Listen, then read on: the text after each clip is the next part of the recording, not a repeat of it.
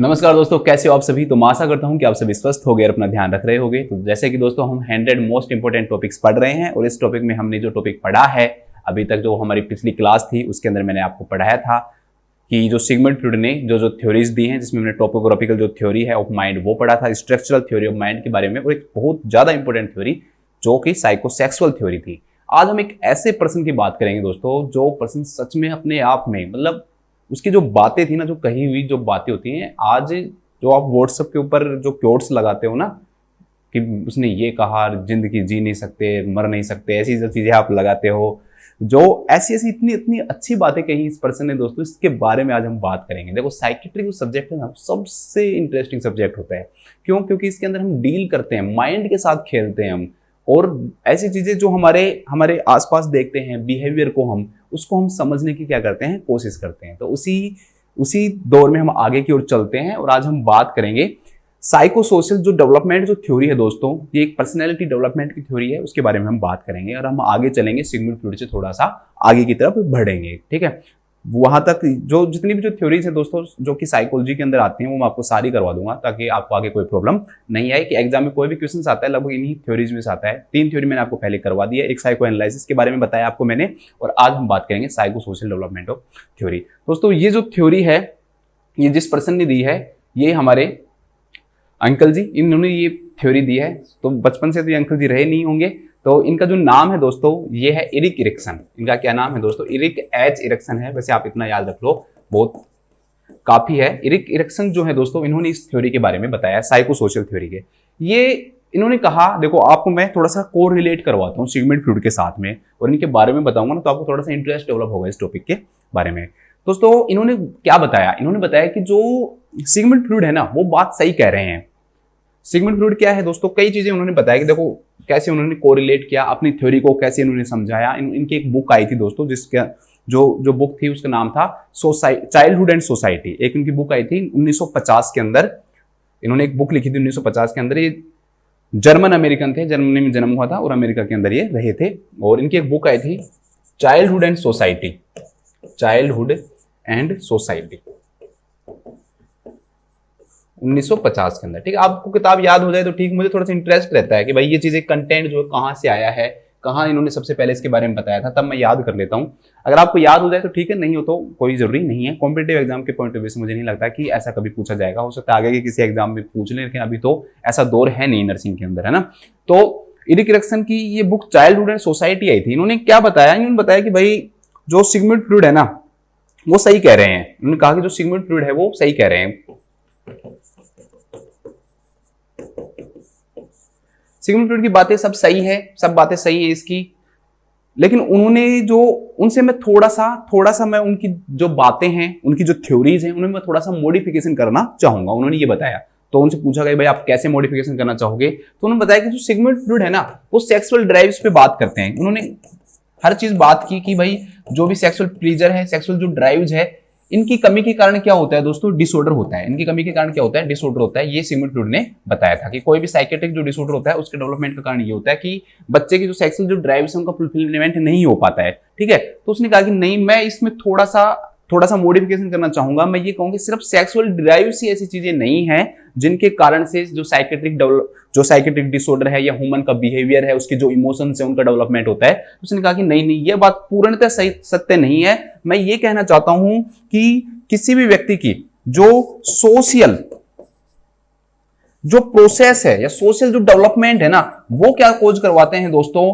उस डिसऑर्डर कोज करवाते हैं। उसने कहा कि एक बच्चे का जब जन्म होता है तो वो एक सोसाइटी के अंदर होता है। बच्चा एक सोसाइटी के अंदर रहता है। ठीक है, human is a social animal. एक हम सोशल एनिमल ही, हम एक जानवर हैं जो कि एक सोसाइटी के अंदर रह रहे हैं। तो उन्होंने बताया कि सिर्फ सेक्सुअल ड्राइव्स के कारण डिसऑर्डर नहीं होता है। पूरा कोई भी जो पर्सन है ना, वो अपनी लाइफ के अंदर, पूरी लाइफ के अंदर क्या होता है कि एक सोसाइटी के अंदर रहता है और वहां पर हर चीज को क्या करता है, देखता है, सोशल प्रोसेस को देखता है वो। और इस सोशल प्रोसेस के अंदर क्या आते हैं, उसकी लाइफ के अंदर कॉन्फ्लिक्ट्स आते हैं। क्या आते हैं दोस्तों? कॉन्फ्लिक्ट्स आते हैं कि मुझे ये करना चाहिए, मुझे ये नहीं करना चाहिए।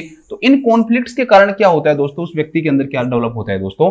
डिसऑर्डर डेवलप होता है। ठीक है, तो उन्होंने सारा जो फोकस किया किस पे किया? सोशल प्रोसेस पे। इसी कारण इनकी जो थ्योरी है ना, उन्होंने क्या नाम दिया इसको? साइको सोशल थ्योरी नाम दिया। वहां पर क्या थी? Psychosexual theory. क्यों? That was based on sexual drives, sexual drives जो हैं, सेक्सुअल डिजायर्स जो हैं, उनके ऊपर बेस्ड थी। और इसकी जो थ्योरी है दोस्तों वो किसके ऊपर बेस्ड है, आपकी सोशल जो प्रोसेस है ना उसके ऊपर बेस्ड है कि कोई भी पर्सन का जो डेवलपमेंट होता है उसके अंदर सोसाइटी का सबसे बड़ा रोल होता है, सोशल प्रोसेस का सबसे बड़ा रोल होता है। और अगर इन सोशल प्रोसेस के अंदर कोई भी एबनॉर्मलिटी आती है, कॉन्फ्लिक्ट्स आते हैं, ठीक है, कॉन्फ्लिक्ट्स का मतलब ये चीजों कि हमें दो चीज चूज करनी है और हमें लाइफ में एक चीज मिलेगी, तो वो चीजें क्या कहलाती है, कॉन्फ्लिक्ट्स कहलाती हैं। यहाँ पर ये सिंपल वर्ड में ये समझो, वैसे कॉन्फ्लिक्ट एक बहुत बड़ा टर्म है, कभी इसके बारे में अगर बात करेंगे, अगर साइकोलॉजी में कोई टॉपिक आए तो, ठीक है। तो उसने कहा कि जो सोशल जो प्रोसेस है ना वो क्या करते हैं, रीजन कोज करवाते हैं। तो यहाँ पर उनका इससे क्या हो गया, मतभेद हो गया। इसके अलावा एक दो चीजें और बता देता हूं आपको जल्दी जल्दी। इन्होंने एक नया कंसेप्ट भी लेके आए थे, ये ईगो आइडेंटिटी का, ईगो आइडेंटिटी। देखो अब इनका क्योट बताता हूं, इन्होंने क्या कितनी अच्छी बातें कही हैं। ये कंसेप्ट कोई पूछे कि ईगो आइडेंटिटी का कंसेप्ट कौन लेके आया, तो ये आपके कौन लेके आया, एरिक एरिक्सन लेके आया। इन्होंने बताया कि इन्होंने कहा कि भाई कोई भी पर्सन है ना, उन्होंने बताया, देखो उन्होंने क्या बात की, कितनी अच्छी बात की उन्होंने एक क्योट दिया है ये, ठीक है।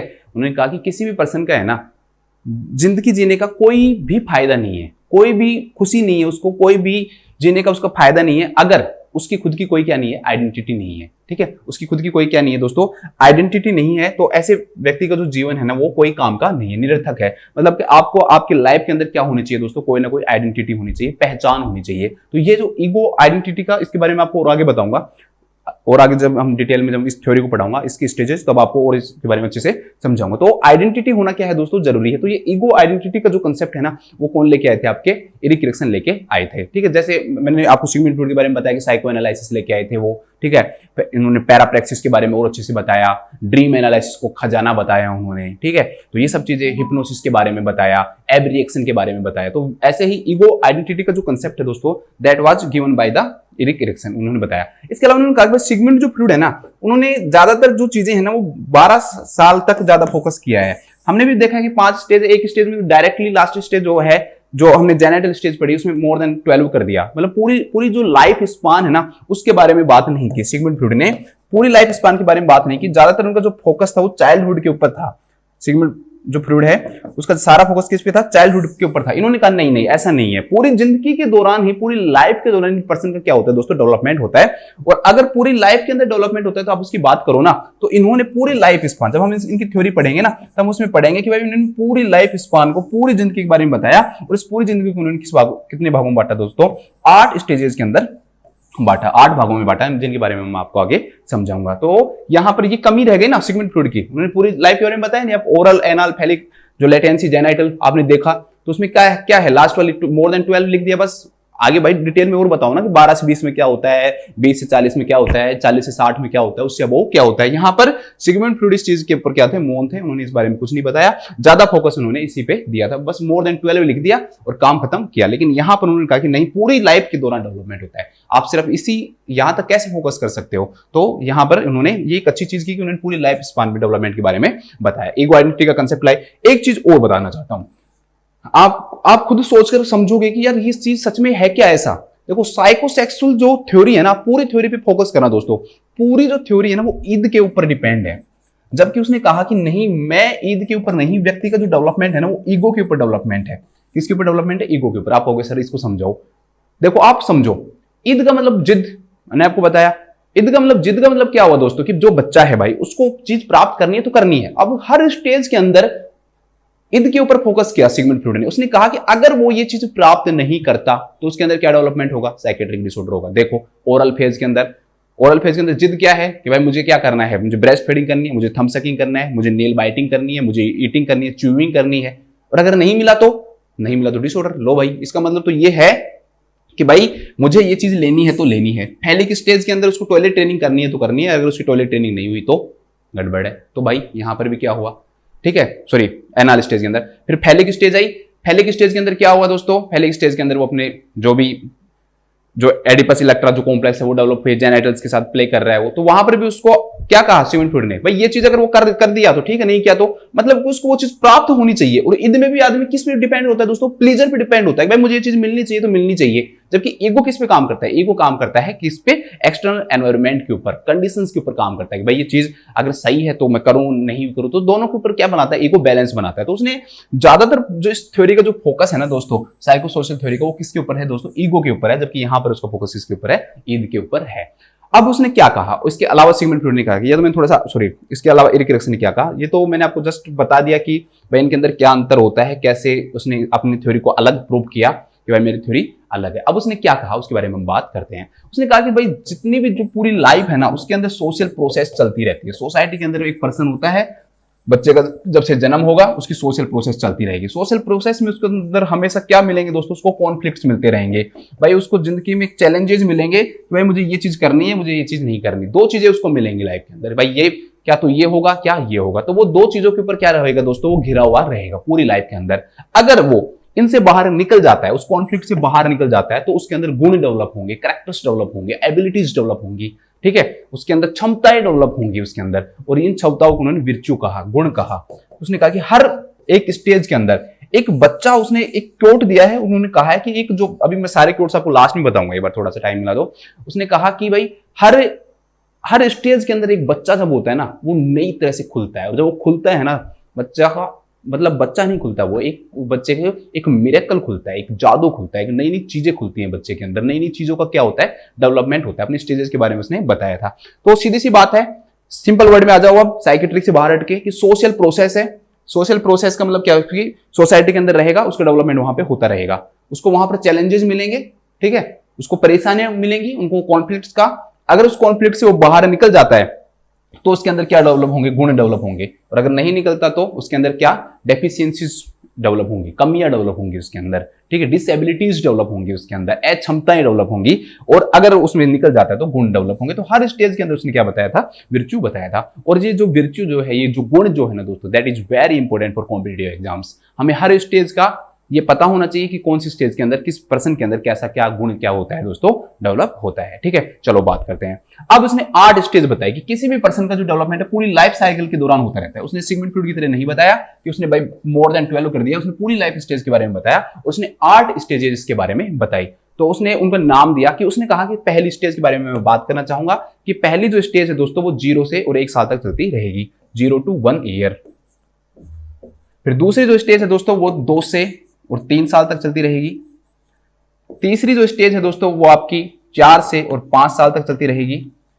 चौथी जो स्टेज है, कुछ बुक्स में थोड़ा बहुत अलग मिल जाएगा आपको, 4 से 6 मिल जाएगा, लेकिन ये जो डाटा है मैंने कई सारे जो कॉम्पिटिटिव जो बुक्स हैं उनसे लेकर और फिर लिया है, तो ये आपके लिए एप्रोप्रिएट डाटा होगा, ठीक है। आप ये मत कहना सर उस बुक में ये दे रखा है, और मैं आपको इसके रेफरेंस भी बता दूंगा अगर आपको जरूरत पड़ी तो, ठीक है। 6 से 11 साल। पांचवी जो स्टेज है दोस्तों, उसने बताया कि जब 12 से और 19 साल का होता है ना कोई भी बच्चा, तब डेवलप होती है। छठवीं जो स्टेज उसने बताया कि 20 से और 25 साल का होता है, तब डेवलप होती है। और सातवीं जो स्टेज है दोस्तों, वो 26 से और 62 साल 62 ईयर्स तक का रहता है, तब डेवलप होती है। और आठवीं जो स्टेज है वो मोर देन 62 ईयर्स, जब वो 62 साल से ज्यादा हो जाता है तब डेवलप होती है। तो ये तो टाइम पीरियड हो गया, ठीक है। इसको उसने कहा कि ये तो पहली जो स्टेज थी उसके अंदर आता था आपका trust versus mistrust. Trust versus mistrust. कौन सा कॉन्फ्लिक्ट डेवलप होता है, ट्रस्ट वर्सेज जो मिसट्रस्ट का कॉन्फ्लिक्ट जो है वो दोस्तों क्या होता है, डेवलप होता है, ठीक है। अच्छे से समझा दूंगा, अभी टेंशन मत लेना बस। Autonomy versus same and doubt. उनके एक बहुत फेमस क्योट है दोस्तों कि सेम और जो डाउट है ना, वो दोनों भाई भाई हैं। कि जिस पर्सन को अगर कोई भी काम करने में डाउट है ना, तो उसको मतलब शर्म भी है उसको साथ में, ठीक है। ये दोनों को भाई बताया तुमने। क्योट का मतलब अच्छी बातें। कोई बच्चा समझ रहा होगा सर क्योट का क्या मीनिंग है। इसके बाद है मिडिल चाइल्डहुड। तो किसी भी चीज की शुरुआत versus guilt, initiative versus guilt. Next आता है आपका industry versus inferiority. Industry versus inferiority. इसके बाद आता है आपका role identity versus role confusion. Role identity versus role confusion, ठीक है। इसके बाद आएगा नेक्स्ट आपका इंटीमेसी, ठीक है। छठवा है ये, तो इधर कर देता हूं एक मिनट इसको।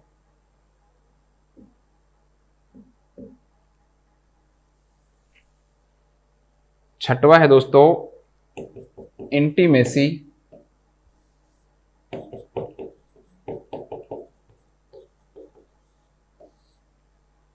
Versus isolation, intimacy versus isolation. और मिडिल एडल्टहुड के अंदर आपका अंदर डेवलप होता है उसका generativity versus stagnation, generativity versus stagnation. और यहां पर आता है रोल इंटीग्रेशन वर्सेज डेस्पेयर। ठीक है, ये 8 स्टेज डेवलप होती हैं। एक बार मैं इनके अंदर क्या क्या गुण डेवलप होता है वो यही लिख देता हूं, ताकि कॉम्पिटिटिव एग्जाम में जब आप इस चार्ट को देखोगे ना तो लगभग सारे क्वेश्चंस आपके इस एक चार्ट से क्या हो जाएंगे दोस्तों, सोल्व हो जाएंगे। इसलिए मैं आपको एक बार क्या क्या गुण डेवलप होते हैं वो मैं यही लिखा देता हूं, क्योंकि दोबारा से इन चीजों को लिखना मेरे लिए थोड़ा सा टफ हो जाएगा आपके लिए बाद में।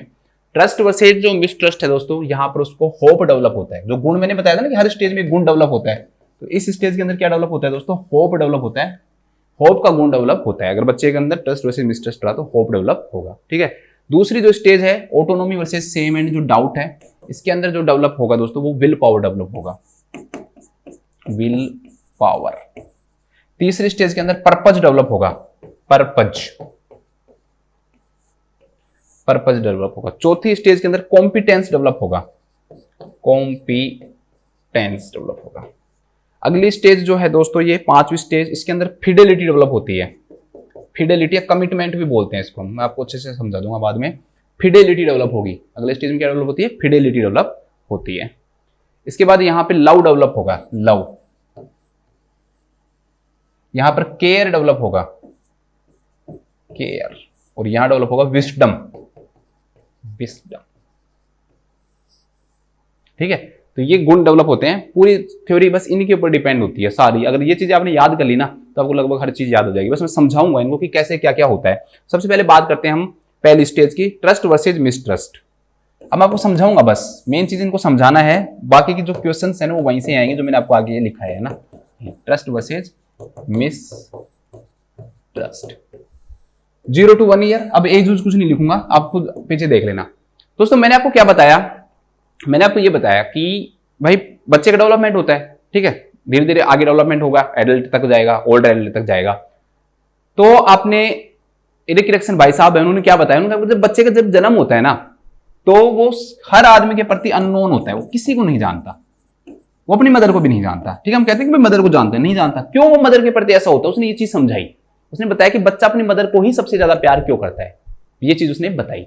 तो दोस्तों उसने बताया कि इस स्टेज के दौरान जो है ना बच्चे को क्या क्या चीजों की जरूरत होती है। बच्चे को भाई एक तो क्या चाहिए, उसको खाना चाहिए, फीडिंग चाहिए उसको। ठीक है, फूड चाहिए उसको, फीडिंग चाहिए।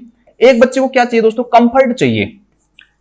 तो वो बच्चा ये देखता है कि उसको इन चीजों के ऊपर ध्यान कौन दे रहा है, फीडिंग और जो कंफर्ट है, मतलब उसको आराम चाहिए। फीडिंग मतलब खाना, जब भी उसको भूख लगे तो कौन उसको खाना खिलाएगा। ठीक है, ये क्या चीज कहलाएगी, फीडिंग कहलाएगी। उसको जब भी भूख लगी वो रोने लगेगा, और जो उसको खाना खिला रहा है उसके प्रति वो समझेगा कि ये आदमी क्या है दोस्तों, अपना है, ये आदमी अपना है, बाकी का कोई भी आदमी अपना नहीं है। यहाँ पे जो मुझे नहीं खिला रहा उसे मुझसे कोई लेना देना नहीं है। दूसरी दोस्तों कंफर्ट, मतलब मान लो कि वो सो रहा है और उसने सुसु कर दिया, गीला हो गया, तो वो देखेगा कि मैं गीला हो गया, परेशान हो रहा है वो, तो कौन मुझे उठाता है, कौन मुझे उठाकर इधर करता है, कौन मुझे खिला रहा है, वो भी उसका क्या हो गया, कंफर्ट हो गया। कौन उसे झुला रहा है, ये भी उसका क्या हो गया दोस्तों, कंफर्ट हो गया। तो उस दौरान जब वो बिल्कुल ब्लैंक होता है, उसे कुछ नहीं पता होता, तो वो ये चाहता है कि भाई मैं जब इस दुनिया में आया हूं ना, तो उसको क्या डेवलप करना चाहता है बच्चा, ट्रस्ट डेवलप करना चाहता है कि किसी के प्रति उसको क्या डेवलप हो दोस्तों, विश्वास डेवलप हो, ट्रस्ट डेवलप हो। अगर तो दो चीजें होंगी, अगर उसको सही तरीके से फीडिंग दी गई, कंफर्ट दिया गया, केयर दी गई, अफेक्शन दिया गया, अगर ये चीजें उसको दी जाती हैं दोस्तों, तो उस बच्चे के अंदर क्या डेवलप होगा दोस्तों, ट्रस्ट डेवलप हो जाएगा। क्या डेवलप हो जाएगा, ट्रस्ट, विश्वास डेवलप होगा उसका। तो इसलिए ही बच्चे का अपनी मदर के प्रति सबसे ज्यादा प्यार रहता है। क्यों, क्योंकि उसको फीडिंग कौन करवाता है, उसको दूध कौन पिलाता है, मदर पिलाती है। और उसके कंफर्ट पे सबसे ज्यादा ध्यान भी कौन देता है दोस्तों, मदर ही देती है। दूसरी तरफ दोस्तों ऐसा नहीं किया गया, वो रो रहा है तो रो रहा है, खाना खा रहा है तो नहीं खा रहा तो नहीं खा रहा, अगर सुसु में पड़ा हुआ है, पोटी में पड़ा हुआ है तो पड़ा हुआ है, कोई ध्यान नहीं दे रहा। तो ऐसे बच्चे के अंदर क्या डेवलप होगा दोस्तों, मिसट्रस्ट डेवलप होगा। ऐसे बच्चे के अंदर क्या डेवलप होगा दोस्तों, मिसट्रस्ट। तो दो कॉन्फ्लिक्ट्स होंगे यहाँ पे। एक कॉन्फ्लिक्ट क्या हुई, ट्रस्ट, कि उसको विश्वास डेवलप करना है, और दूसरा उसको विश्वास डेवलप नहीं हो रहा। अगर उसको प्यार ही नहीं दे रहा कोई, तो उसको किसी पे क्या नहीं रहेगा दोस्तों, विश्वास नहीं रहेगा। तो उसको क्या मिलेगा लाइफ में, यहाँ पे मिसट्रस्ट। उस स्टेज में उसको क्या मिला दोस्तों, मिसट्रस्ट मिला, किसी पे विश्वास नहीं कर पाया।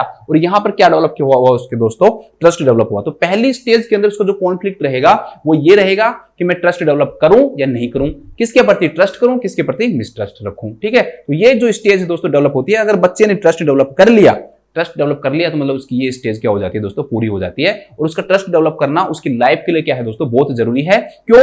क्योंकि इरिक एरिक्सन ने बताया कि जो बच्चे ट्रस्ट डेवलप कर लेते हैं ना, वो आगे जाके उनकी लाइफ के अंदर वो आगे ये सोचते हैं कि हाँ, ये जिंदगी जो मैं पैदा हुआ हूं ना, ये अच्छी है।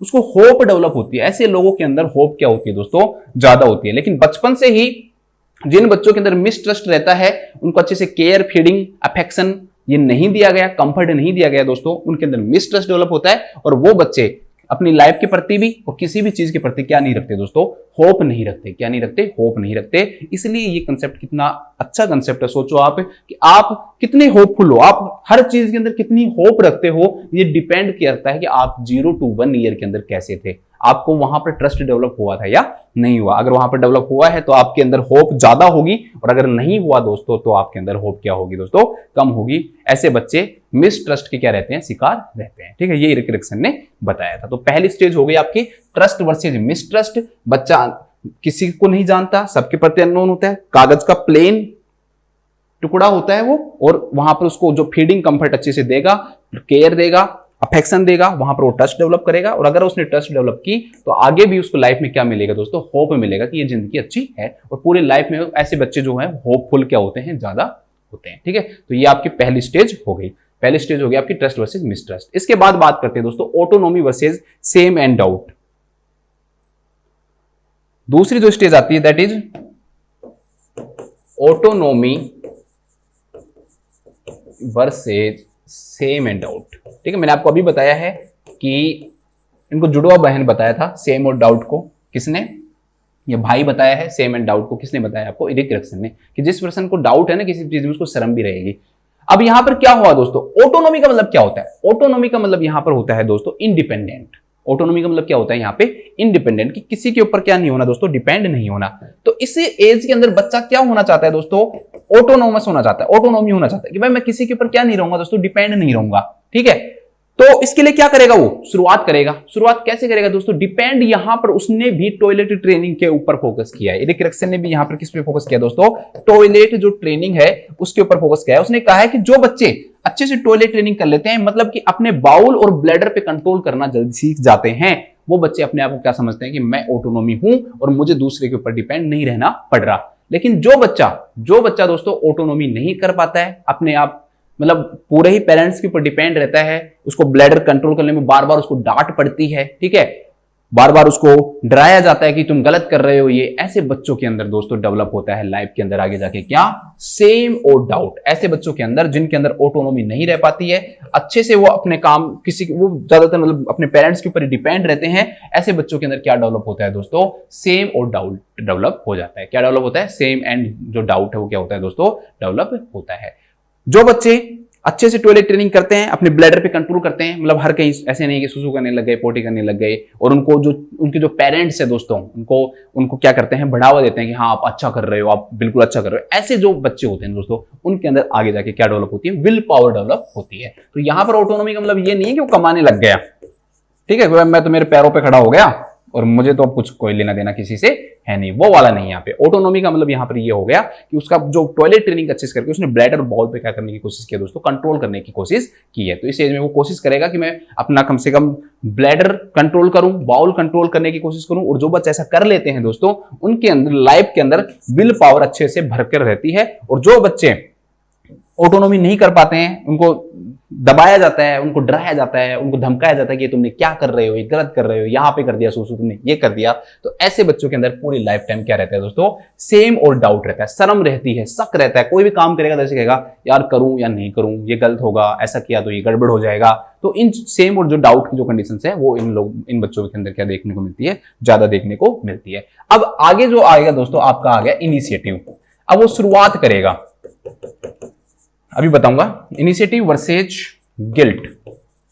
अब बच्चों के अंदर दो कॉन्फ्लिक्ट्स आए, एक शुरुआत करना और एक नहीं कर पाया तो गिल्ट फील होना। तो शुरुआत का मतलब दोस्तों अब यहां पर क्या शुरुआत करेगा बच्चा, कोई बड़ी चीज तो करेगा नहीं, तो यहां पर बच्चा करेगा प्ले, खेलेगा, एक्सप्लोरेशन, खुद को एक्सप्लोर करने की कोशिश करेगा कि मैं क्या हूं क्या नहीं हूं, ठीक है। तो किसी भी चीज में क्रिएटिविटी दिखाएगा, वो क्या दिखाएगा दोस्तों, क्रिएटिविटी दिखाएगा वो बच्चा कि भाई मैंने वो अपने पेरेंट्स को दिखाएगा कि देखो मैंने ये बनाया, मैंने ब्लॉक्स बना दिए, मैंने ये बनाया, आप ये देखो मेरा, ठीक है। तो वो शुरुआत करने से झिझकता नहीं है, खेलता है, वो अपने आप को एक्सप्लोर करता है, पेरेंट्स के साथ में खुल जाता है, सबके साथ में, ठीक है, सोसाइटी के साथ में खुल जाता है, वो बच्चे क्रिएटिविटी शो करते हैं दोस्तों, ठीक है। तो ऐसे बच्चे मतलब शुरुआत करने में कोई दिक्कत नहीं आएगी। लेकिन कुछ बच्चे क्या होंगे दोस्तों, वो क्या होंगे, सोशली आइसोलेटेड हो जाते हैं, मतलब उनको कोई भी चीज करो, उसको ये खेल लो नहीं, गिल्ट फील करते हैं, वो अपने अंदर क्या फील करने लग जाते हैं, उनके अंदर क्या आ जाती है दोस्तों, गिल्ट आ जाती है, उनके अंदर क्या आ जाती है, गिल्ट आ जाती है कि मैं नहीं करूंगा, अगर मैं ऐसा करूंगा तो मुझे डांटेंगे, मैं तो गलत करता हूं, मेरे से तो कोई काम सही होता ही नहीं है। तो ऐसे बच्चों के अंदर क्या डेवलप हो जाता है दोस्तों, जो अच्छे से बच्चे खेलते नहीं हैं, प्ले नहीं करते, ठीक है। उसने खेल के बारे में भी बताया था रिकी रक्सन ने कि खेल जो है ना वो बच्चों के लिए सबसे जरूरी चीज है लाइफ के अंदर, सबसे जरूरी जो चीज है दोस्तों वो इस चाइल्डहुड के अंदर क्या होता है, प्लेइंग होता है, ठीक है। प्लेइंग क्या होता है दोस्तों, बच्चों के लिए सबसे जरूरी चीज होता है, उसने इस बारे में भी बात की थी। तो जो बच्चे अच्छे से खेल नहीं पाते, अच्छे लोगों के बीच में नहीं जा पाते, सोसाइटी में खुद को एक्सप्लोर नहीं कर पाते, एक्सप्लोरेशन नहीं कर पाते दोस्तों, उनके अंदर क्या डेवलप होगा दोस्तों, गिल्ट डेवलप होगा। क्या डेवलप होगा दोस्तों, गिल्ट डेवलप होता है। वो आगे हर चीज में अपने आप को क्या दोषी साबित करते हैं। ऐसे बच्चे डिप्रेशन के भी क्या होते हैं, जल्दी शिकार होते हैं आगे जाके फ्यूचर में। तो प्ले, एक्सप्लोरेशन, क्रिएटिविटी, ये सब चीजें जिसके अंदर आगे दोस्तों वो बच्चों की लाइफ में क्या होता है दोस्तों, आगे जाके क्या डेवलप होता है, उनके अंदर एक पर्पज डेवलप होता है कि हाँ, क्योंकि उसको तारीफ की जाएगी कि आप उनके, हाँ, तो ऐसे लोगों की लाइफ के अंदर क्या होता है दोस्तों, पर्पज डेवलप होता है। क्या डेवलप होता है, पर्पज डेवलप होता है कि जो अच्छे से अपने आप को एक्सप्लोर कर पाते हैं, अपने आप को साबित कर पाते हैं, अपने आप को बता पाते हैं, अच्छे से खेल पाते हैं, नई नई क्रिएटिविटी दिखाते हैं। और उनके पेरेंट्स भी, उसने कहा था कि पेरेंट्स को बहुत जरूरी है, उसने कहा था कि पेरेंट्स को हमेशा बच्चे की मिस्टेक नहीं देखनी चाहिए, ठीक है। अगर आप उसकी जो मिस्टेक अगर आप देख रहे हो, मिस्टेक उसको आप डांट रहे हो तो उसका डेवलपमेंट रुक जाएगा, ठीक है। तो मिस्टेक नहीं देखनी चाहिए। तो ऐसे बच्चों की लाइफ में क्या डेवलप होता है दोस्तों, पर्पज डेवलप होता है। क्या डेवलप होता है, पर्पज डेवलप होता है। तो इनिशिएटिव में इसमें वर्सेस गिल्ट में क्या आ गया, पर्पज डेवलप हो गया। इसके बाद नेक्स्ट, इसके बाद इंडस्ट्री वर्सेस इंफीरियरिटी, इसको समझाता हूं मैं अच्छे से।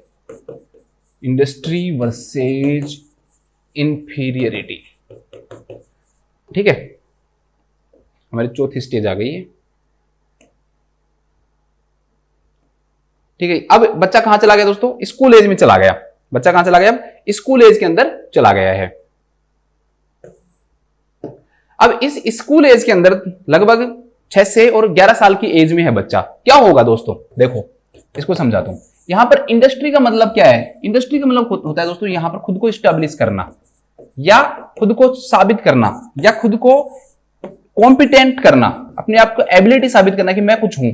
अब बच्चा स्कूल में जाएगा ना दोस्तों, तो कई स्कूल में भी जाएगा और साथ में कई कई चीजों में वो पार्टिसिपेट करेगा। देखो मैं समझाता हूं कैसे। अब बच्चा एकेडमिक में जाएगा, मतलब कि स्कूल में, पढ़ाई में, ठीक है। वो किसके अंदर जाएगा दोस्तों, आपका वो आर्ट्स के अंदर जाएगा, ठीक है। पेंटिंग करना, ये करना, ये सब चीजें आर्ट्स। ऐसे नहीं आर्ट्स ले लिया आपने +2 के अंदर, +1 के अंदर, ऐसे नहीं है। आर्ट्स का मतलब नई नई चीजें सीखना, ठीक है, नई नई चीजें सीखना, पेंटिंग करना सीखेगा, ठीक है, स्केचिंग करना सीखेगा, खेल में नई नई चीजें सीखेगा, तो वो सब आर्ट्स। इसके अलावा किस में जाएगा दोस्तों, वो स्पोर्ट्स के अंदर जाएगा। इसके अलावा सोशल इंटरेक्शन, क्या होगा, सोशल इंटरेक्शन। अब आप पहले पुरानी फिल्में देखते थे, पुरानी फिल्मों में क्या कहते थे, इंडस्ट्री में मेरा नाम है, इंडस्ट्री में मेरा नाम है। तो यहां पर बस वही समझ लो आप कि बच्चा अपने आप को इंडस्ट्री में क्या करना चाहता है दोस्तों, साबित करना चाहता है, अपने आप को एस्टेब्लिश करना चाहता है, वो अपने आप को वो क्या बनना चाहता है, कॉम्पिटेंट करना चाहता है, मतलब एबिलिटी बनाना चाहता है, ठीक है। कॉम्पिटेंट मतलब कॉम्पिटिशन नहीं है यहाँ पे, कॉम्पिटेंट का मतलब यहाँ पर एबिलिटी है, क्षमताएं हैं, वो क्षमताएं डेवलप करना चाहेगा। वो चाहेगा कि एकेडमिक के अंदर जो पढ़ने वाले बच्चे हैं वो चाहेंगे कि मैं नंबर 1 पे रहूं, सब मुझे जाने, एकेडमिक के अंदर खुद को एस्टैब्लिश करना चाहेगा। आर्ट्स में कुछ बच्चों की रुचि किस में रहेगी दोस्तों, आर्ट्स के अंदर रहेगी कि मैं अच्छे से पेंट करता हूं, अच्छे से स्केचिंग करता हूं, मुझे ये चीज आता है, स्केटिंग मुझे अच्छा आता है। कोई स्पोर्ट्स के अंदर जाएगा कि मैं फुटबॉल बहुत अच्छा खेलता हूं। तो हर चीज के अंदर सोशल इंटरेक्शन करेगा, वो लोगों के साथ मिलेगा, अपना लोग उसकी तारीफ करेंगे कि वाह ये बच्चा तो बहुत अच्छा है, इसके कौन है, इसके माता पिता, ठीक है। तो ये सब चीजें उसमें करेगा। तो इन सब चीज के अंदर वो अपने आप को क्या करना चाहेगा दोस्तों, अपने आप को वो साबित करना चाहेगा कि हाँ मैं हूं, मेरी यहाँ पर क्या है दोस्तों, यहाँ पर मैं कॉम्पिटेंट हूं, मैं हर चीज सीखना चाहेगा वो पढ़ाई में जाएगा कि मैं यहाँ ये सीखूं, आर्ट्स में ये चीज सीखूं। लर्निंग फेज बहुत अच्छी लर्निंग फेज होती है इस दौरान, बच्चे की लर्निंग फेज बहुत ज्यादा होती है और बच्चा क्या हो जाता है दोस्तों, कॉम्पिटेंट हो जाता है और वो अपने आप को डेवलप करता है। इंडस्ट्री का मतलब कॉम्पिटेंट से समझना, आपको अपने आप को साबित करना, कॉम्पिटेंट का मतलब एबिलिटीज डेवलप करना, सिंपल सी वर्ड में एबिलिटीज डेवलप करना, कॉम्पिटेंट का मतलब यहाँ पर ये हो गया। तो ये चीजें वो क्या करेगा दोस्तों, आपके डेवलप करेगा, ठीक है। और अगर वो ये चीजें डेवलप कर लिया तो उसका मतलब ये फेज से वो गुजर गया, पास हो गया। और अगर वो इस फेज कॉन्फ्लिक्ट में फंस गया और अगर वो एकेडमिक में भी अच्छा नहीं है, आर्ट्स में भी अच्छा नहीं है, स्पोर्ट्स में भी अच्छा नहीं है, सोशल इंटरेक्शन में भी अच्छा नहीं है, तो फिर वो अपने आप को क्या समझने लग जाएगा, छोटा समझने लग जाएगा, इंफीरियर समझने लग जाएगा। वो कहेगा कि मैं किसी काम का नहीं हूं, न मैं पढ़ाई में हूं, न मैं खेल में हूं, न मैं कला में हूं, न मैं किस में हूं, समाज में हूं, ठीक है, इन किसी भी चीज में मैं नहीं हूं। तो ऐसे बच्चे के अंदर क्या डेवलप होगी दोस्तों, इंफीरियरिटी डेवलप होगी। सिंपल सी बात है भाई, कि किसी में तो खुद को साबित करे ना, अगर किसी में साबित नहीं कर पा रहा तो बच्चा खुद ही सोचेगा कि यार मैं किसी में भी नहीं हूं, तो उसके अंदर क्या डेवलप होगी दोस्तों, इंफीरियरिटी। जो बच्चा इन चीजों में से आगे निकल जाएगा उसके अंदर कॉम्पिटेंस डेवलप होगा, एबिलिटीज, क्यों एबिलिटी, क्षमताएं डेवलप होंगी ही भाई। तो इसमें तो कुछ याद करने की जरूरत ही नहीं है आपको, बस सिंपल सी बात, कॉम्पिटेंस, एबिलिटीज डेवलप होंगी, क्षमताएं डेवलप होंगी। क्यों, क्योंकि कुछ कुछ नई चीजें सीखेगा, स्विमिंग सीखेगा वो, ठीक है, आर्ट्स के अंदर नई नई चीजें सीखेगा, एकेडमी के अंदर स्टडी करेगा, सोशल इंटरेक्शन बनाना सीखेगा वो। तो अगर उन्होंने ये चीजें सीखी तो उसके अंदर क्या आई दोस्तों, एबिलिटीज आई ना, उसके अंदर क्षमताएं आई ना, जो भी चीज उसने सीखी है क्षमताएं आई उसके अंदर। तो ऐसे बच्चों के अंदर कौन सा विर्च्यू डेवलप होगा इस फेज के अंदर दोस्तों, कॉम्पिटेंस डेवलप होगा। क्या डेवलप होगा, कॉम्पिटेंस डेवलप होगा। और जो बच्चे ऐसा नहीं कर पाए वो अपने आप को क्या समझेंगे दोस्तों, इंफीरियर समझने लग जाते हैं। क्या समझने लग जाते हैं, इंफीरियर समझने लग जाते हैं, ठीक है। तो ये फेज हो गई। इसके बाद में हमारी नेक्स्ट जो फेज आती है वो role identity versus role confusion. देखो अब बताता हूं मैं, नेक्स्ट जो फेज है दोस्तों, रोल टीनेज के अंदर आती है, एडोलसेंस के अंदर, role identity versus role confusion, versus role confusion. बहुत सिंपल है, कुछ नहीं है। मैंने आपको बताया था शुरू में कि रोल आइडेंटिटी जो टर्म है ना दोस्तों, वो किसने दिया है, आपका इरिक एरिक्सन ने दिया है। और इरिक एरिक्सन ने रोल आइडेंटिटी के बारे में कितनी अच्छी बात कही है, एक क्योट कहा है उसने। देखो मैं आपको वो क्योट दिखाता हूं, रोल आइडेंटिटी के बारे में कहा है उसने। हाँ ये है, थोड़ा सा आपको शायद जूम में दिखेगा नहीं, लेकिन मैं आपको पढ़ के बता दूंगा। In the social jungle of human existence, मतलब कि हम एक जंगल में, सोसाइटी के जंगल में, human, there is no feeling of being alive without a sense of identity. अगर किसी भी पर्सन को आइडेंटिटी नहीं है ना दोस्तों, आइडेंटिटी नहीं है उसकी, मतलब पहचान नहीं है ना, तो उसको जीने का कोई मकसद यहाँ पे है नहीं, कोई फीलिंग नहीं है उसको जीने की। अगर किसी भी पर्सन को क्या नहीं है दोस्तों, आइडेंटिटी नहीं है। तो रोल आइडेंटिटी होना, भाई आपको अपने बारे में हूं एम आई, पहला उसने बताया था इस role identity versus role confusion वाले में, अब समझाऊंगा आपको कि उसको ये पता होना कि लोग मेरे बारे में क्या सोचते हैं, मैं क्या हूं और सोसाइटी में मेरा स्थान क्या है। तो ये सब चीजें क्या कहलाती हैं, रोल आइडेंटिटी कहलाती हैं। और जिस पर्सन के लाइफ के अंदर रोल आइडेंटिटी नहीं है तो no feeling of being alive, तो उसको जीने की कोई फीलिंग उसको नहीं रहती है, ठीक है। इसके बारे में बताया, देखो खेल के बारे में क्या बताया था, play is the most natural method of self healing that childhood efforts, ठीक है। अगर किसी को हील करना है ना, किसी के अंदर कोई कमियां हैं उनको आपको सही करना है, उसको हीलिंग देनी है आपको, ठीक है। तो सेल्फ हीलिंग का सबसे अच्छा मेथड बच्चों के लिए क्या होता है दोस्तों, प्ले होता है। कैसे, आपने बच्चे को डांटा, अब डांटा तो बच्चे के माइंड में चला गया वो चीज, और अगर बच्चे के माइंड में वो चीज चली गई, ठीक है, तो प्ले वाले में मैंने आपको बताया था, प्ले और एक्सप्लोरेशन वाले में, तो वहां से लिया गया है ये, इसके बारे में बताया था उसने अपनी बुक में। तो उसने बताया कि खेल जो है ना, जैसे आपने डांटा, बच्चे के दिमाग में वो चीज गिर गई, टीचर ने डांटा, अब वो ज्यादा सोचने लग जाएगा। लेकिन अगर वो प्ले करने लग गया, खेलने लग गया ना, तो वो चीजें क्या हो जाएगी, भूल जाता है बच्चा, क्या कहा, किसने क्या कहा, अपने खेल में क्या हो जाता है, व्यस्त हो जाता है वो, ठीक है। ये हो गया doubt is the brother of same, मैंने आपको बताया था कि doubt is the brother of same है। और ये लास्ट वाला जो है, मैं आपको लास्ट की जो स्टेज है ना, उसमें बताऊंगा आपको। ऐसे कोट्स लगाया करो आप, ताकि आपको कम से कम याद तो रहे। व्हाट्सएप ऐसे स्टेटस लगाया करो आप, बिना बात पता नहीं किस किस के लगाते हो, ठीक है। तो role identity versus role confusion में उसने बताया कि इस उम्र में बच्चे को क्या क्वेश्चन पूछेगा कि हु आई एम, या हु एम आई लिख लो, हु एम आई, मैं कौन हूं, वो ये क्वेश्चन पूछेगा।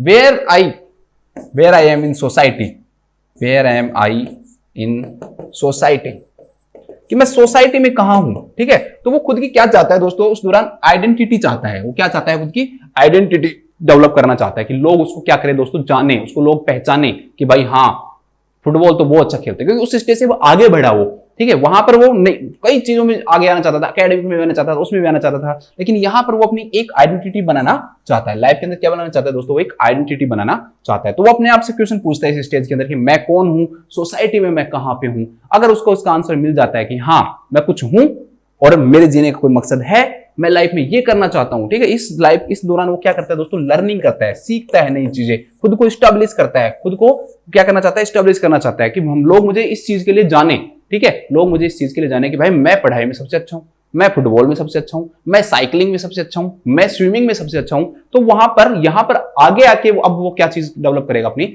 आइडेंटिटी डेवलप करेगा। जबकि पिछले स्टेज में वो हर चीज के अंदर क्या होना चाहता है दोस्तों, एस्टैब्लिश होना चाहता है, लेकिन यहां पर वो खुद की क्या बनाना चाहता है, आइडेंटिटी बनाना चाहता है, अपनी लाइफ का पर्पज जानना चाहता है कि भाई मेरी जिंदगी है तो उसका क्या पर्पज है, ठीक है। उसको खुद के बारे में पता लग जाए कि हाँ मैं ये हूं। और ऐसे कहते हैं कि जो व्यक्ति खुद की आइडेंटिटी जान गया ना, उस व्यक्ति के अंदर डेवलप होता है दोस्तों फिडेलिटी, कमिटमेंट। क्या डेवलप होता है उसके अंदर, कौन सा गुण डेवलप होता है, फिडेलिटी का गुण डेवलप होता है उसके अंदर, फिडेलिटी का, या इसको हम बोलते हैं commitment to one person, commitment, वफादारी मान लो। फिडेलिटी का मतलब क्या हो गया, रिलायबिलिटी, आप उसमें क्या कर सकते हो, विश्वसनीय, विश्वास कर सकते हो, ठीक है। फिडेलिटी, कमिटमेंट, जैसे एक व्यक्ति को जो कमिटमेंट दे दिया उसके प्रति वो रहेगा, तो वो चीज क्या होती है दोस्तों उसके अंदर डेवलप होती है। क्यों? क्योंकि वो उसको खुद पे ये कहेगा भाई मेरा नाम है। अगर मान लो उसने कह दिया कि भाई वो तो कुछ भी कह देता है और भूल जाता है, वो तो ऐसे ही है, लेकिन कोई ऐसे कहे कि भाई अवधेश ने जो कह दिया ना वो कह दिया, तो वो खुद की आइडेंटिटी से फिडेलिटी को जोड़ता है, वो आप कमिटमेंट से कि भाई मैंने जो कह दिया ना वो मैंने कह दिया, मैं झूठ नहीं बोलूंगा, एक बार जो कह दिया तो कर दूंगा, काम कर दिया तो कर दिया। तो ये चीज उसके अंदर डेवलप होती है। इसलिए रोल आइडेंटिटी है ना, उसको आप फिडेलिटी से जोड़ो, कमिटमेंट से, जो उसने कह दिया वो कर दिया, उस वफादार रहेगा वो, अगर उसने उसकी आइडेंटिटी डेवलप हो गई। और अगर आपने उसके बारे में ऐसे कह रहे हैं ऐसे ही है, वो तो बकवास है, कुछ नहीं है, इसमें कोई नहीं जानता, ऐसा है वो है, तो वो चीजें उसके अंदर फिर वो कहेगा सब ऐसे ही कहते हैं तो मैं ऐसा ही बन जाता हूँ ना, मुझे क्या लेना वफादारी से, ठीक है। किसी से 1000 रुपए ले रखे, किसी से 500 ले रखे, किसी से 200 ले रखे, छोड़ो ना, मुझे क्या लेना देना, कोई मेरे बारे में कुछ भी कहे तो वो कहेगा हाँ 5 तारीख को दे दूंगा, 20 तारीख को दे दूंगा, तो उसको कोई फिडेलिटी नहीं रहेगी, कोई कमिटमेंट नहीं रहेगा, कोई विश्वास नहीं रहेगा, कोई वफादारी नहीं रहेगी। और ऐसे ऐसे जो व्यक्ति होंगे वो हमेशा किस में रहेंगे दोस्तों, कंफ्यूजन में रहेंगे। किस में रहेंगे, कंफ्यूजन में रहेंगे। वो खुद को पहचान ही नहीं पाएंगे कि मैं कौन हूं। कभी कहेगा मैं ये हूं, मैं ये चीज हूं, तो वो खुद के क्वेश्चंस में ही क्या होते रहेंगे, घिरते रहेंगे, खुद के प्रश्नों में ही घिरे हुए रहेंगे। और इसे हम किस नाम से जानेंगे दोस्तों, रोल कंफ्यूजन के नाम से जानेंगे। इसे हम किस नाम से जानेंगे, रोल कंफ्यूजन के नाम से जानेंगे, ठीक है। तो ये स्टेज हो गई, फिडेलिटी डेवलप हो गया उसका। अब वो और आगे बढ़ेगा। अब उसकी लाइफ के अंदर दोस्तों अब थोड़ा सा क्या आएगा उसके अंदर, लाइफ के अंदर इंटीमेसी आएगी, ठीक है। देखो इंटीमेसी वर्सेस आइसोलेशन।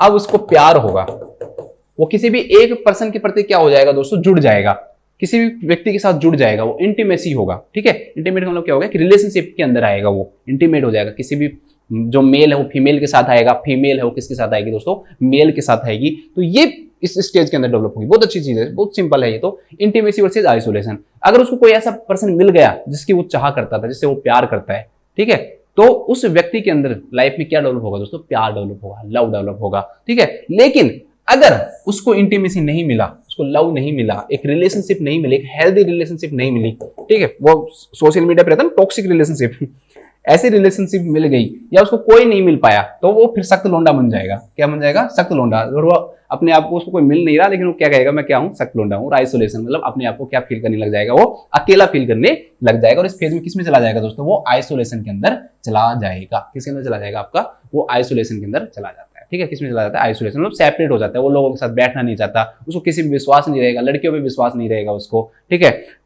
किसी भी आदमी पे विश्वास करना भी अलग, खुद में व्यस्त रहेगा, वो आइसोलेटेड हो जाएगा पूरी दुनिया से। फिर वो ऐसी चीजों के अंदर फिर वो एडिक्शन में चला जाता है लास्ट में, ठीक है। उसको किसी से कुछ नहीं लेना, फिर वो अपने एडिक्शन के अंदर क्या हो जाता है, खुश रहता है कि हाँ बस मैं ठीक हूँ, मैं ड्रिंक कर लेता हूँ, मैं खुश हूँ, मुझे कोई नहीं लेना, और मैं आइसोलेटेड रहना क्या करूंगा, पसंद करूंगा। तो ऐसे व्यक्ति जो इंटीमेसी में रहेंगे, अच्छी रिलेशनशिप में रहेंगे, उनके अंदर क्या डेवलप होगा दोस्तों, लव डेवलप होगा। क्या डेवलप होगा, लव डेवलप होगा, ठीक है। अब नेक्स्ट जो फेज है वो तो बिल्कुल सिंपल है, जनरेटिविटी वर्सेज स्टैग्नेशन। ये स्टेज है दोस्तों, जनरेटिविटी जो है ये स्टेज ऑफ प्रोडक्टिविटी है, ठीक है। फ्लूइड कह रहा हूं, सॉरी, इरिक कहता है कि भाई इस दौरान है ना प्रोडक्टिविटी होती है लाइफ के अंदर। उसने सब कुछ प्राप्त कर लिया, उसकी शादी हो गई, उसने बताया था कि ये फेज के अंदर मैं मैरिज को जोड़ता हूं, पेरेंटहुड को जोड़ता हूं, कि वो पेरेंट बनेगा, ठीक है। क्या बनेगा, वो पेरेंट बनेगा, पेरेंटहुड को जोड़ेगा, वो अपने गोल्स को पूरा करेगा, अपनी वो गोल्स जो है जो उसने डिसाइड किया अपनी लाइफ के अंदर, क्योंकि पूरी लाइफ ही आ गई ना इसके अंदर, तुमने पढ़ा है 26 से 62 साल है, तो पूरी लाइफ ही आ गई। तो इस पूरी लाइफ के अंदर वो क्या करेगा, शादी करेगा, बच्चे करेगा, तो वो माता पिता बनेंगे, ठीक है, अपनी गोल्स जो है लाइफ के अंदर वो पूरा करेगा, प्रोडक्टिविटी डेवलप करेगा, ठीक है। और तो ये जनरेटिव मतलब क्या है, वो कुछ ना कुछ चीज बना रहा है, वो जनरेट कर रहा है, जोड़ रहा है कुछ ना कुछ चीज, तो ये क्या कहलाती है, जनरेटिविटी कहलाती है। और स्टैग्नेशन मतलब क्या होता है, रुकावट, रुका हुआ। अगर वो ये नहीं कर पाया दोस्तों, तो फिर वो क्या हो जाएगा, रुक जाएगा। वो क्या हो जाएगा, उसकी लाइफ रुक जाएगी। उसको ऐसे लगेगा मैं क्या कर रहा हूँ, ना मेरी शादी हो रही है, ना मेरे बच्चे हैं, ना मेरी लाइफ के अंदर कोई गोल है। तो उसको लाइफ में ये लगने लग जाएगा कि भाई बस मैं क्या हुआ हूँ, एक सरफेस के ऊपर क्या हुआ हूँ, रुका हुआ हूँ, मैंने कुछ नहीं किया। तो वो क्या कहलाती है दोस्तों, स्टैग्नेशन कहलाता है, रुका हुआ होना, ठीक है। तो वो यहाँ पर खुद को क्या फील करने लग जाएगा दोस्तों, स्टैग्नेशन। अब एक बात बताओ, शादी करेगा, ठीक है, खुद भी बच्चा है किसी का और उसके खुद के भी बच्चे होंगे, तो ऐसी शादी करेगा, उसकी बीवी बीमार होगी, उसके बच्चे बीमार होंगे, तो क्या डेवलप होगा ऐसे पर्सन्स के अंदर, केयर डेवलप होगी। क्या डेवलप होगी, केयर डेवलप होगी। भाई अपने बच्चे के प्रति केयर, अपनी फैमिली के प्रति केयर, तो ये सब चीजें क्या होती हैं दोस्तों, उसके अंदर डेवलप होती है। तो जनरेटिविटी इस वजह से स्टैग्नेशन के अंदर कौन सा क्या गुण डेवलप होगा, केयर डेवलप होता है, ठीक है। ये बहुत टफ है, ये चीजें इतनी सिंपल याद नहीं होती हैं, लेकिन आप थोड़ा सा इसका एक इंटरेस्ट के साथ पढ़ोगे ना, तो थोड़ा सा आपको क्या हो जाएगा दोस्तों, ये याद हो जाएंगे। ऐसे नहीं है कि ऐसे ट्रस्ट वैसे मिसट्रस्ट भूल जाते हैं लोग उनको याद कर करके, है ना। इसके बाद लास्ट है दोस्तों रोल इंटीग्रेशन। बस अब जो भी फैला है ना जो भी चीज लाइफ के अंदर, वह सबको घेर लो आप। रोल इंटीग्रेशन का मतलब क्या हो गया कि, समझाता हूं अभी। रोल इंटीग्रेशन वैसे डेस्पेयर, अब बंदा हो गया 62 साल से ज्यादा, तो इरेक्सन ने क्या बताया, उसने कहा कि भाई वो एक जगह बैठेगा कोने में और बैठकर ये सोचेगा कि उसने इंटीग्रेट करेगा, मतलब उसकी लाइफ में उसने क्या प्राप्त किया, क्या खोया है, क्या उसने अच्छा किया, क्या बुरा किया, क्या नहीं किया, ये सब चीजें वो अपनी लाइफ के अंदर क्या करेगा, इंटीग्रेट करेगा कि उसका क्या रोल रहा इस लाइफ के अंदर, क्या उसका क्या रहा दोस्तों, रोल रहा। तो इसको हम किस नाम जानेंगे, रोल इंटीग्रेशन के नाम से हम इसे जानेंगे, ठीक है। या इसको ईगो इंटीग्रेशन भी बोलते हैं, ईगो इंटीग्रेशन, ठीक है। कि जो चीजें उसकी लाइफ में करनी चाहिए थी वो की या नहीं की, जो चीज हुई थी या नहीं हुई, जो उसने गोल्स बनाए थे पूरे हुए नहीं हुए, क्या वो एक अच्छा पिता था, ठीक है, क्या वो एक अच्छा हस्बैंड था। तो ये सब चीजें अब भाई बैठे बैठे क्या सोचेगा, ये सोचेगा। तो ये पूरी लाइफ के अंदर अगर उसने किया है तो उसके अंदर वो कहेगा, खुद को समझदार समझेगा, वो विजडम डेवलप होगा उसके अंदर। क्या डेवलप होगा दोस्तों, विजडम डेवलप होगा, समझदारी डेवलप होगी उसके अंदर। लेकिन अगर उसने बैठकर ये सोच लिया कि भाई मैंने तो जिंदगी में कुछ ही नहीं किया, मेरी जिंदगी तो बिल्कुल बेकार है, तो दोस्तों उस कारण उस व्यक्ति के अंदर क्या डेवलप होगा, डेस्पेयर। वो खुद को क्या समझने लग जाएगा कि भाई मेरी जिंदगी क्या थी दोस्तों, बर्बाद थी, खराब थी, ठीक है। तो उसके अंदर क्या डेवलप होगा, डेस्पेयर डेवलप होगा कि मैंने कुछ नहीं किया लाइफ के अंदर। अब एक इरेक्सन एक बहुत अच्छी बात की इस फेज के बारे में, उन्होंने कहा है कि healthy children will not fear life if their elders have integrity enough not to fear death. देखो इसको समझाता हूं, इंटीग्रिटी तो है, ये ईगो इंटीग्रिटी है ना। तो ईगो इंटीग्रिटी का मतलब क्या हुआ दोस्तों, कि उसने सब चीजों को समेटा कि भाई मैंने लाइफ में क्या किया। तो उसने कहा कि जिन बच्चों के माँ बाप जो होते हैं ना, पेरेंट्स जो होते हैं, एल्डर्स जो होते हैं, बड़े होते हैं, अगर उनको मौत से डर नहीं लगता। अब मौत से डर किसको नहीं लगता, जिसने सब कुछ कर लिया लाइफ में, उनको मौत से डर नहीं लगता कि हाँ मैंने हर चीज प्राप्त की है, अब मैं मर भी जाऊंगा तो कोई दिक्कत नहीं है, ठीक है। तो जिसके अंदर ईगो इंटीग्रेशन पॉजिटिव वे में आया ना, डेस्पेयर नहीं है जो, वो मौत से नहीं डरते कि अब मैंने सब कुछ प्राप्त कर लिया, मुझे पीछे से कोई गाली नहीं देगा। तो वो कहते हैं कि जिन व्यक्ति ने अपनी लाइफ के अंदर जो पेरेंट्स या फिर जो एल्डर्स जो बड़े अपनी मौत से नहीं डरते ना, उनके बच्चे भी मौत से नहीं डरते। क्यों, क्योंकि उन्होंने लाइफ में कुछ किया है और बच्चे उन्हीं से क्या करते हैं दोस्तों, सीखते हैं। वो उन्हीं से अपनी रोल आइडेंटिटी बनाते हैं, वो अपनी, ठीक है, अपने आप को आइडेंटिकल जो बनाने के लिए किसका यूज करते हैं, वो अपने पेरेंट्स का, अपने एल्डर्स का यूज करते हैं। तो उसने कहा कि हेल्दी चिल्ड्रन कभी भी लाइफ से नहीं डरेंगे, अगर उनके पेरेंट्स भी मरने से नहीं डरते ना, तो वो भी अपनी जिंदगी से कभी भी नहीं डरेंगे। तो ये भी किसने कहा था दोस्तों, इरिक्सन ने ही इसके बारे में कहा है, ठीक है। तो स्टोरी की तरह समझा करो इनको, आप ऐसे मत रटा करो। देखो कितनी अच्छी अच्छी बातें कही हैं, 3-4 बातें आप कहीं जाके बोलो तो अच्छा भी लगेगा, हाँ ये चीजें हैं, ठीक है। और अब इन सारे स्टेजेस के बारे में मैंने आपको एक एक करके इनके बारे में मैंने आपको बता भी दिया है, ठीक है। तो ये आपकी थ्योरी थी, साइकोसोशल थ्योरी। इसका जो भी समरी है दोस्तों, वो समरी मैंने आपको जो एक चार्ट बनवाया है ना, ये पूरी समरी इस चार्ट के अंदर आपकी पूरी हो जाती है। अगर आपने इसको अच्छे से पढ़ा है तो ये चार्ट आपका क्या हो जाएगा, पूरा हो जाएगा, ठीक है। और इसी से लगभग क्या पूछे जाएंगे, क्वेश्चंस पूछे जाएंगे। इससे बाहर जो क्वेश्चंस हैं दोस्तों, वो लगभग एग्जाम में नहीं पूछे जाते हैं। एग्जाम में ऐसे क्वेश्चंस लगभग नहीं पूछे जाते हैं, ठीक है। जो चार्ट है इसी में वो क्वेश्चंस आएंगे, तो इसको अच्छे से पढ़ लो। ज़्यादा टाइम नहीं हुआ है, लेकिन एक अच्छी थ्योरी है और आपको याद करने में भी दिक्कत होती है। कई बच्चे कहते हैं सर याद ही नहीं होती, तो ऐसी ट्रिक बना लो। देखो शुरू में ताई है, TAI, फिर इसको भी आई मान लो इंडस्ट्री, और ये भी आई है आइडेंटिटी, ठीक है। आइडेंटिटी याद रखो, रोल आइडेंटिटी याद नहीं हो तो भी आइडेंटिटी याद रख लो कॉम्पिटिटिव एग्जाम की तरफ से। और यहाँ पे भी आई जी, रोल इंटीग्रेशन करके ईगो लिखो इसको आप, है ना, ईगो अच्छा वर्ड रहेगा, रोल भी बोल सकते हैं और ईगो इंटीग्रेशन भी बोल सकते हैं। तो देखो कैसे बना, ट्रिक क्या बना, TAI ताई, लास्ट में क्या बना IgE। अब एंटीबॉडी पढ़ते हैं ना, IgA IgM IgED है ना, वो पढ़ते हैं ना IgG, तो IgE बन गया। और लास्ट में बीच में सारे आई हैं, ये भी आई है, ये भी आई है, 2 आई और एक ही आ गया, ठीक है, 2 आई आ गए ये आपके। तो ताई और यहां पर ये 2 आई, ताई फिर 2 आई आ गए और फिर IgE आ गए, ठीक है। 8 हो गए ना, 3 2 5 और 3 8, ऐसे याद रख लो। तो ट्रस्ट वर्सेस मिसट्रस्ट हो गया, ऑटोनॉमी हो गया। इसके बाद में नेक्स्ट आपकी इनिशिएटिव, इंडस्ट्री, फिर यहाँ पर आइडेंटिटी आ गया, रोल की जगह आइडेंटिटी याद रख लेना। फिर ये IgE में इंटीमेसी, जनरेटिविटी और ईगो इंटीग्रेशन, ऐसे आप इनको याद कर सकते हो। फिर इनके बाद में उनको भी याद रख लो, जैसे इसमें याद रख लो भाई क्या क्या चीजें आती हैं, क्या क्या चीजें इसके अंदर आती हैं। तो जैसे इसको याद रखने के लिए ऐसे ट्रिक बना लो कोई भी, जैसे HW होमवर्क, और लास्ट वाला हो जाएगा आपका क्लास वर्क। अभी समझा दूंगा कैसे क्या बता रहा हूं मैं, ये भी मैं आपको बता दूंगा। फिर ये वर्क किससे करो, PC से करो।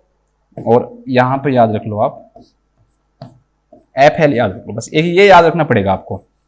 देखो कैसे याद रखो, H आया होप, फिर होमवर्क है, इधर ये क्लास वर्क है। मैं वर्च्यूज बता रहा हूँ क्या क्या डेवलप होते हैं। ये होमवर्क है, ये क्लास वर्क है, ये PC है, ये FL है, ठीक है। ये 4 टर्म आपको ऐसे याद रखने हैं, होमवर्क, लास्ट में क्लास वर्क, या PC, बीच में बस FL याद करना है आपको।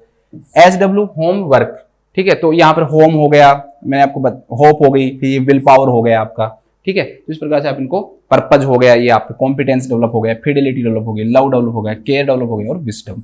तो इसकी भी आप क्या बना सकते हो, एक ट्रिक बना सकते हो। जिस बच्चे को ट्रिक बनानी है ट्रिक बना लो, नहीं तो वैसे याद कर लो, लेकिन याद जरूर करो बच्चों, क्योंकि ये एग्जाम के पॉइंट ऑफ व्यू से बहुत ही ज्यादा इंपॉर्टेंट है। और ऐसे क्वेश्चन जो हैं दोस्तों वो एग्जाम में पूछे जाते रहे हैं और पूछे जा सकते हैं, तो ये आपके लिए जरूरी है। एक बार लिख लो इसको आप।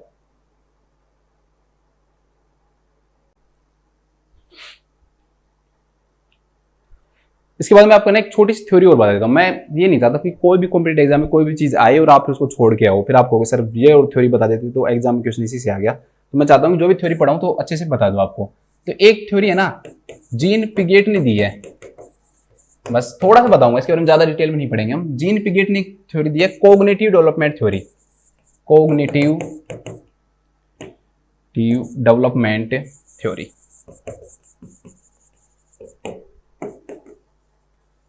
उसने बताया था कि कोग्निटिव डेवलपमेंट कैसे होता है। मैंने आपको जब मैंने आपको बिहेवियर समझाया था तो मैंने आपको बताया इसको 3 भागों में बांटते हैं बिहेवियर को, कोग्निशन, कोग्निटिव और अफेक्टिव। वहां पर कोग्निटिव मतलब थिंकिंग आता है, ओरिएंटेशन आता है, आपका मेमोरी आता है, इंसाइट आता है, जजमेंट आता है, अटेंशन आती है। तो ये सब चीजें क्या होती है आपकी कोग्निटिव। तो उन्होंने बताया था कि लाइफ के अंदर कैसे कैसे ये कोग्निटिव जो चीजें है ना ये डेवलप होती हैं। तो उसी के द्वारा ये थ्योरी दी गई है, जीन पिगेट के द्वारा, इनके बारे में बताया गया है। सिंपल चीज बस क्या क्या याद रखनी है आप, एक तो ये याद रखो इसके अंदर 4 फेज होती है।